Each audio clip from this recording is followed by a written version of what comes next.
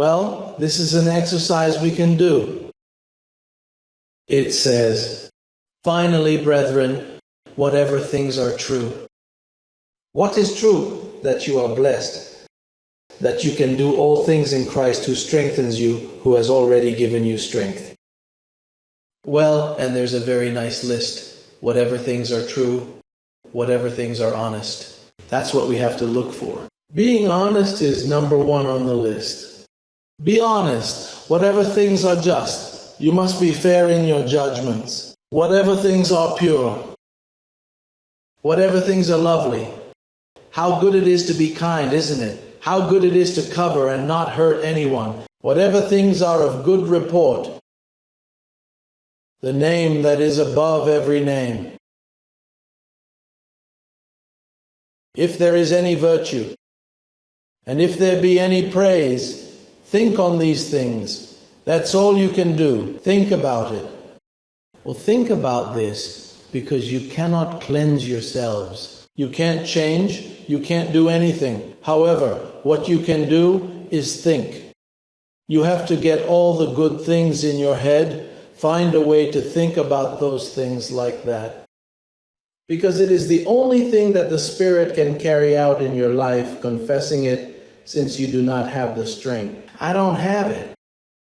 And you have another challenge. You have been called upon to be a good imitator, to fulfill your ministry, to take every thought captive to obedience to Jesus Christ. And whatever you have been asked, you have a calling, and you want to fulfill it. And how will you do it? How will you do it? You don't have the material to do it because you have a body that opposes it. It opposes what God sent you to do. And you say, well, if God sent me to make something, why did He give me such a bad body? Then are you going to ask the potter why He made me like this? For doesn't the potter have the power over the clay to give it the shape he wants? It is a call, brother. A call, and we have to face that with a clear conscience. Because it's going to fight against you to accuse you. It is a specialist in accusing. Then Paul says, the things which you learned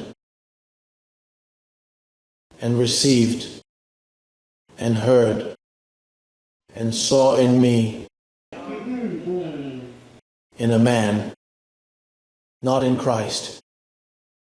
Because you cannot imitate Christ in the flesh, because you end up being a Jew.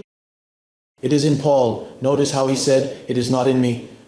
Forget about Jesus Christ. You cannot get involved there, not with the Jew. It is in me, this weak vessel that you see here, where the power of God is perfected in weakness. You have to reach a clean conscience, a total acceptance. If you are not happy with yourself, you are missing the target. And I know that this happens to many of you because I have not been happy with myself for years, with all that I have gone through. It is to hate myself even since I was young, since I was a child, all that I have lived through. However, that is the example I have to be able to console with the consolation with which I have been consoled.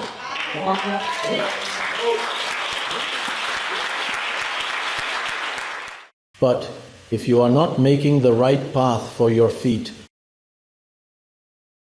so that the lame does not get out of the way, because you are lame, this is a caravan of lame, a graveyard of the lame. We all have limps, in fact. In the kingdom of heaven, only the lame will fit.